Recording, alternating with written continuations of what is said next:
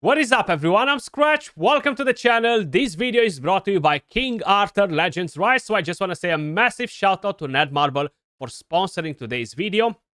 If you guys are not familiar with King Arthur Legends Rise, guys, is an open world city builder turn-based RPG game, a hero collector game introducing Arthurian quests, an immersive storyline, starting with the main story, with the adventure, where you're going to be able to basically explore an open world, complete mission, quests, puzzles, etc., and grind for that sweet, precious loot. Plus, of course, we're going to have Arthurian heroes. You're going to be able to collect over 50, over 70 different heroes, if I'm not mistaken. I actually kind of forgot how many they are, over 70 exactly. And basically, have tons of fun at the same time. I've been playing the game for close to 2 months now. I've been having a blast. I'm actually covering it on my other YouTube channel, so feel free to check that out. And if you guys want to download the game, want to help and support the channel, you can do so by clicking the link in the description down below or in the pinned comment. Now, I already covered the game on the channel multiple times. I have a beginner guide. I have quite a few different guides, so feel free to check them out if you are interested to find out more things about the game. Plus, of course, check out my other YouTube channel. And I just want to mention one thing, guys. Netmarble has an amazing supporter creator program. So if you are playing the game or you are looking to start playing the game and you want to earn some extra free rewards for pretty much doing almost nothing, you can head over to this link in the description down below. Support my channel. Of course, I am going to win some rewards as well, but I'm going to be able to give you guys rewards very, very often. So if you are interested to get more freebies, it doesn't matter if you're free to play or anything like that. It costs you absolutely nothing to do it. Just 2 clicks, basically. Really, really appreciate the support, guys. But diving back into the game. In this video, I want to focus on what characters you should invest in early on and mid-game. Let's just put that on the map as well. We are gaining quite a few characters for free, and then you are going to summon a lot of different characters, and you might be wondering, are any of these characters any good? Should I invest in them? So I'm here to basically clear that out for you and show you in what characters you should invest. And I want to focus mainly on rare characters. Now, before we dive into the rare characters, you are going to get 2 free legendaries to start with. You're going to get Morgan, which is absolutely amazing. One of the best legendaries in the entire game. For free. 100% invest in her at some point as well. Then you are going to get Tristan for free as well, which is not the best character in the game, but he is going to play a very important role in your progression, especially when we're talking about the Plane of Beasts, where you're going to need that decreased attack speed. You're going to require the multi-hits. So 100% invest in both of the free legendaries that you are getting, because you will use them extensively, right? Like even today, I'm using both of them because they are pretty damn important, especially Morgan, who's just wow, okay? Then you might be summoning different legendaries and stuff.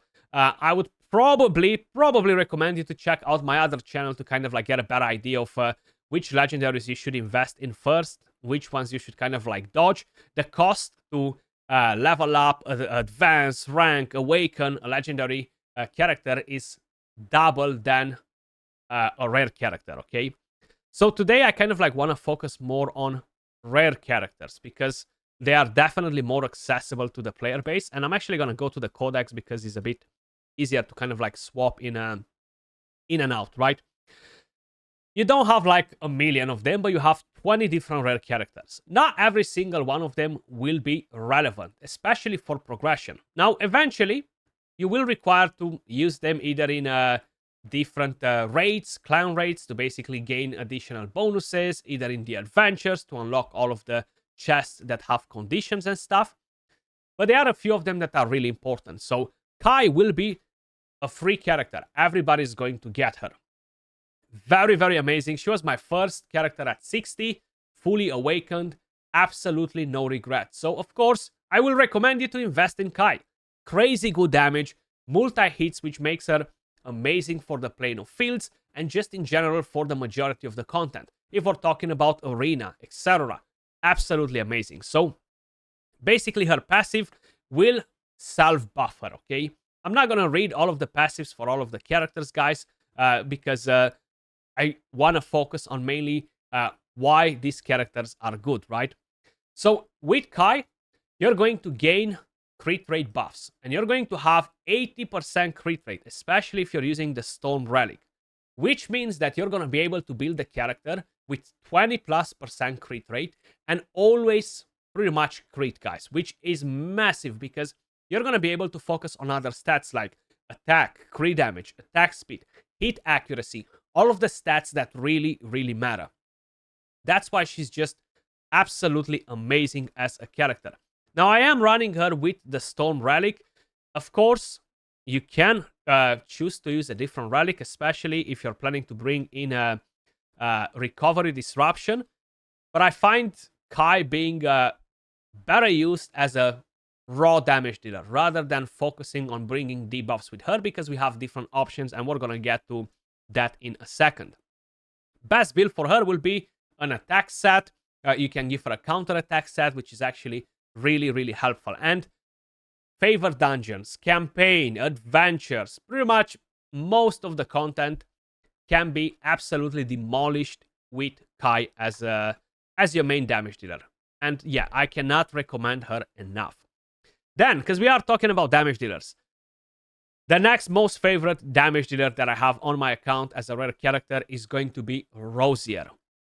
Now, unlike Kai, she's not necessarily going to bring tons of buffs, but she will bring some buffs, which again will make your life much easier, especially when we're talking about progression, when you don't have the best gear and you're struggling to reach the perfect stats on your character. Now, she deals dot damage on top of the raw damage, which means that she will require accuracy. So she can put bleed, which makes her absolutely amazing for the Burning Land, the Gorgos, makes her amazing for a lot of different bosses that have high HP, makes her amazing for clan raids when you are unlocking a high level where they have huge HP, and dot damage will actually do a lot of damage. Now, on top of it, Rosier with the Flame Relic, which is the best relic for her, will absolutely deal insane damage. Like, if you guys are paying attention to the total damage right there, 355% attack, a 5-hitter. Again, she's going to be amazing for the Plane of Beasts as well, where you have a shield and you need to knock down that shield with multi-hits characters. Then, of course, she has a chance to basically charge her attack gauge by 100% and trigger Hook of Death, which will deal damage to all of the enemies with a chance to inflict bleed. So for her, the best relic is going to be the Fire Relic. Best build, again, you want to have attack with a crit rate set, attack with a crit damage set, or even attack with an accuracy set if you really need it. In some cases, you might want to build her with a vigor set plus a crit rate set, just to ensure that you have enough vigor to constantly spam this A3. The A2 is not bad on her because she recovers HP and she will gain hit accuracy increase. She can gain attack speed increase as well. She has the passives that will help her buff as well, which again will be really, really important. So I think that them two as rare characters are some of the best, just for the simple fact that they will self-buff, making your life easier when we're talking about how to build them. So I cannot recommend her enough, especially with the Fire Relic. The other relics are good too, but the Fire one is kind of like next level. Then talking about some healers, guys, we have Sarah, for example. Absolutely amazing, amazing character. She can cleanse debuffs. She can give you tons of healing. But she shines more than any other character, including legendary characters, in one specific fight, in a gear dungeon, and that's the Nest of Weiskalhaig. I cannot pronounce that name, but either way, she is absolutely amazing there, and mainly because of this passive. Grants buff disruption for 2 turns. So basically block buffs on a 1-turn cooldown whenever she's using the A1 skill. It doesn't matter what relic you have available. As long as you are using the A1, you're going to be able to land block buffs, buff disruption. And that is going to be massive in that dungeon. Without her, it's just absolutely horrendous to fight that boss on higher stages. And it's a pretty important dungeon because you will require to have, of course, damage gear for your champions, right? For your heroes. So pretty important. Plus, she brings attack gauge disruption, which is very helpful. Removes 2 debuffs from up to 4 random allies when using a skill on a 1-turn cooldown fully booked. So you're getting a pretty strong cleanse with her. Then you have tons of healings, plus removing more debuffs, depending on what relic you are using on her. So it really depends what content you're doing. She's great as well for the Gorgos, for the Burning Land, depending on what combination of characters you have available. And just in general, in most of the content, she's amazing as a healer, right? Because we will require the healing no matter what other legendaries we are using and stuff like that. So a pretty awesome character. Again, you want to build her in a Vigor set. You want to have high HP on her because all of the healing is based on her own HP. You will require accuracy as well for that passive to proc to be able to land the debuffs. So you need a good hybrid build on her, I would say. So maybe a Vigor set with an accuracy will get the job done for pretty much an all-rounder build. Then, let's talk about another dot damage character, and that is Anguish. Now, when you start playing the game, I feel like in the first week or so, you're going to basically have an offer pop out for you for 1,000 gems that will give you Anguish and will give you some other materials and stuff like that. A lot of you guys are constantly asking, Skratch, is it worth purchasing this bundle for 1,000 gems? To be honest with you guys, I think it is. I think it's definitely not a bad offer whatsoever, especially if you don't have the character, okay? Anguish is going to be massive, as I mentioned, for the Burning Land, and that's mainly because he will bring all of this chill dot damage, and of course, is going to be very effective in raids, especially once you unlock higher levels, because dot damage will do a good chunk of damage, used for different trials or bonus points in those raids as well. I think it's definitely worth spending 1,000 gems if you don't have him, right? Because you might summon for a couple of weeks, 3, 4, 5 weeks before you actually get to put your hand on the character. Best relic for him is the Frost one, especially because it is strong elemental affinity versus the Burning Land. So that will give you additional stats. And he does pair pretty nice, of course, with Isolde. Now, in terms of a build, you will require hit accuracy, you will require effect accuracy on him, and survivability, and attack speed. You don't need to have crit rate, crit damage, and all that, because his main damage comes from dot damage, right? Which is not really a raw damage where you need crit rate and crit damage.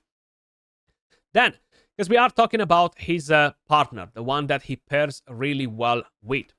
That is Isolde. So, another amazing healer. Absolutely insane as a character. Not only that she brings you healing and support and removes dot damage from your team when she's using skills with a passive, right? But she will be able to actually land dot damage as well.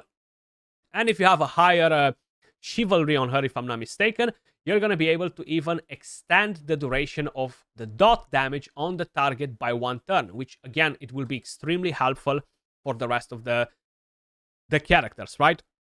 So right here, for example, attacks all enemies, places a chill. Then she can heal with this relic. Now, I'll be honest, I feel like pretty much all of her relics are good. It really depends how you're planning to use her and for what.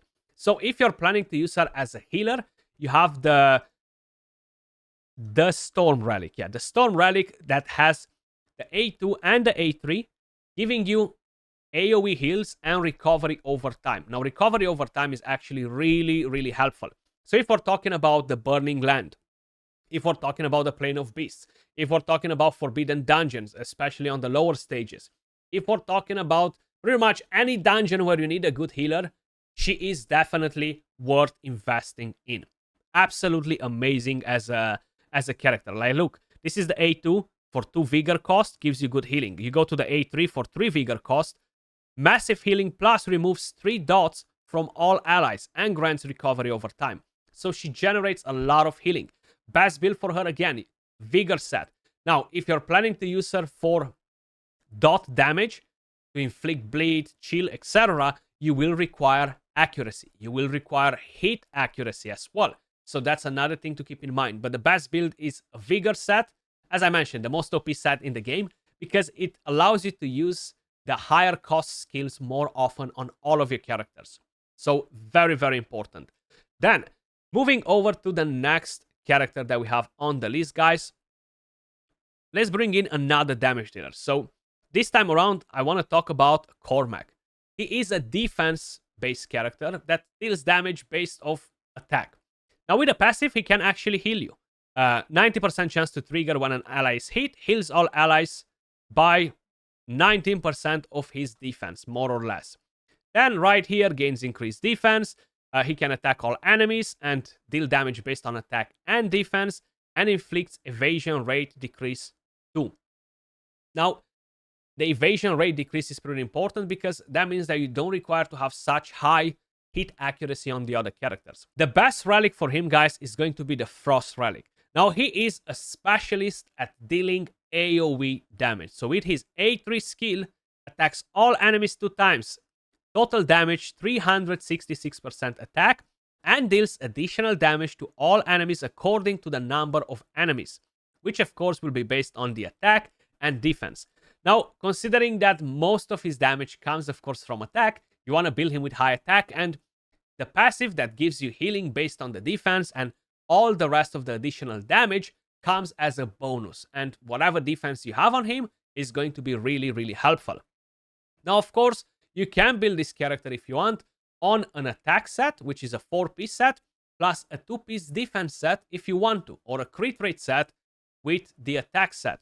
Or of course, you have quite a few different options, and you might want to give him accuracy to actually inflict the evasion rate decrease as well, which can be really beneficial for the rest of the team. But he is one of the best rare damage dealers in the entire game, 100% top 3. Now, I haven't really compared him versus Rosier, versus Kai. Some people say that he's the best damage dealer. Some people say that Rosier is the best. Some people say that Kai is the best. And to be honest, I don't disagree. I think they all belong in the top 3 and they're all amazing. And you might not have all 3 of them, so you can pick from the ones you guys like the most as well. Plus, you will need them later on in the favored dungeons, like the equivalent of faction wars and stuff. So investing in any of these 3 characters will not be a bad business whatsoever. The next one that I want to talk about, guys, is going to be Accolon. So this character will shine in some specific content, like the Frozen Plains, where you're going to need heal reduction, healing prohibition, or forbidding healing. The Fortress of Arcellus, again, where that can come in handy. The whole idea is that this character is pretty good in general in most of the content, but it really shines in there because you can put Recovery Disruption on a 2-turn cooldown for 2 turns, okay? So that is going to be absolutely massive, especially versus the Frozen Plains. You cannot defeat that dungeon without it. And to be honest, is one of the best characters in the game to actually put Recovery Disruption on a target. And is a rare character. So there you go. Plus, if I'm not mistaken, you will require this character in the adventures to unlock some of the chests, if I remember it correctly, the favored dungeons, etc. Now, in terms of relics, it doesn't necessarily require any specific elemental affinity one. That again, it depends what boss you're fighting. Each one of them will put Recovery Disruption, as you guys may notice, except this one, which will put Sleep. But it will put Recovery Disruption on the A2 skill. So each one of these will have very, very good chances to apply the Recovery Disruption. And to be honest, I do think that the Fire one shines a bit more because it's a 90% chance with a double hitter on a 2-cost Vigor, which will make it much easier for you guys to basically have a chance to use this skill more often. You don't necessarily need to go in crazy with the damage on her. You can focus on some survivability, focus on accuracy, hit accuracy to ensure that you are landing the debuff. Because that will be the main purpose for this character in the fight, to land the debuffs, right? Then, moving over to the next one. And this is going to be Turin. Absolutely amazing as a support character, as a healer. And it will work amazing in pretty much all of the content, okay? It doesn't matter where, pretty much everywhere. And that's mainly because she brings some very solid buffs and brings in some very good healing. So at the start of the battle, changes the weather to night and rain. Grants recovery increase 1 to all allies for 3 turns.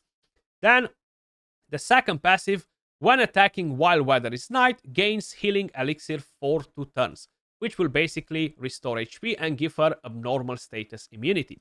Now, in terms of relics as well, they tend to be more or less pretty similar. The fire relic, for example, deals some damage in here, and each point of resistance increases the damage. I don't really see her as a damage dealer. I would rather focus on her as a support. So she can give you evasion rate increase too. She can give you effect resistance. She can give you recovery over time. Or she can give you even more buffs. Effect resistance, attack speed increase. She can give you more healing. She can give you continuous healing. So healing over time. Recovery over time. Effect accuracy increase too. Defense increase too. You're getting tons of amazing buffs from this character. And the attack speed, again, is going to be massive. That's basically making your characters faster. Best build, you want to have a vigor set on her. Then it really depends what you are giving her, right? You can go with a health set. You can go with a defense set. You can even go with a counter-attack set, because why not? You can basically do it. But overall, a very, very amazing character. Then, talking about another rare character that's really, really awesome as a support, Clementine. So she is actually pretty solid as a support too. You have the passives, which attacks one enemy, hitting a random enemy, deals some damage, but has a chance to decrease the target's attack gauge by 30%. You're gonna get healing. Then again, you're going to charge her attack gauge and triggers the future to come, which inflicts a sleep on herself, which is a bit wonky, right? But she will attack all enemies. She will increase a bit of damage, which is not necessarily the best thing. What matters is the reduce the target's attack gauge by 40%. Now, she will really shine in the Shrine of Storms, guys, because you need to control the attack gauge on that boss as much as possible. So she will be absolutely amazing in there. Plus, she will give you healing, more healing. She has a chance to remove dot damage from each ally. And of course, she has a chance to decrease the target's attack gauge. So this is a pretty strong relic for her. In terms of builds, again, Vigor set, you need accuracy and you need high HP. You need attack speed, you need hit accuracy to ensure that your hits will actually not miss the target, and you are going to decrease the attack gauge on the enemy, especially when you're using this A3 skill. But a pretty solid support character and pretty important in some dungeons. Then we do have, of course, Ardwine, which is definitely a pretty interesting character, very different than the rest, and is the only character in the game that brings polymorph. I really find her very, very helpful on the Forbidden Dungeon as a crowd control, and just in general in some stages in campaign, adventure modes, if you really are struggling with some of the content. Basically, attacks one enemy, a chance to grant effect accuracy increase to a random ally. Then you have a chance to inflict polymorph on an enemy, which will basically stop the enemy from taking a turn. You can still deal damage versus that target. And you're gaining healing, removes 2 debuffs from all allies, grants attack increase for 1 turn, and has a chance to inflict polymorph on all allies. So thankfully, that's only a 5% chance, because if not, it would be pretty crazy, right? Either way, she's definitely a very, very awesome support character as well, that it is worth investing in. And one more character that I want to mention, even though I don't think he's better than any of the other 3 raw damage dealers that I mentioned. He's not better than Rosier, Kai, or Cormac. He used to be the best raw damage dealer in the game as a rare character, but he got a bit of a rebalance since, a bit of a nerf. And even though he's still pretty useful, I would probably prioritize the other 3 if I have them available. If I don't have Rosier or Cormac available, I would then consider to invest in Ben. And the most powerful relic for him is the Storm one, and he will deal a lot of damage, basically. The whole magic is about him dealing damage, no other secret. Best build for him, a speed, attack speed set, plus a crit rate, plus something else that can increase his damage. His multipliers work slightly different, where his damage is based on of his attack and attack speed, right? As you may notice right here. But overall, a pretty solid rare character. Shame he got a bit of a nerf since, not buff. If I said buff before, apologies. I meant nerf. But these are the characters that I would suggest you to invest in to have an amazing progression, guys. They're very good characters, and honestly, you won't regret it no matter what. You will use these characters in a lot of content. It's not like they're tied to one specific area. So, oh my god, I can only use the character there, because they will be very effective all around. And of course, you won't owe all of the rare characters when you start playing while you're progressing through the game. So it's very important to handpick the better options that you might have available. As usual, appreciate all of you guys watching. Let me know in the comments down below, what is your most favorite rare character in the game? And big shout out to Netmarbles for sponsoring today's video. If you want to try King Arthur Legends Rise, you can download the game right now by clicking the link in the description down below or in the pinned comment. Appreciate all of you guys watching, and I'll catch you all in the next one. Peace.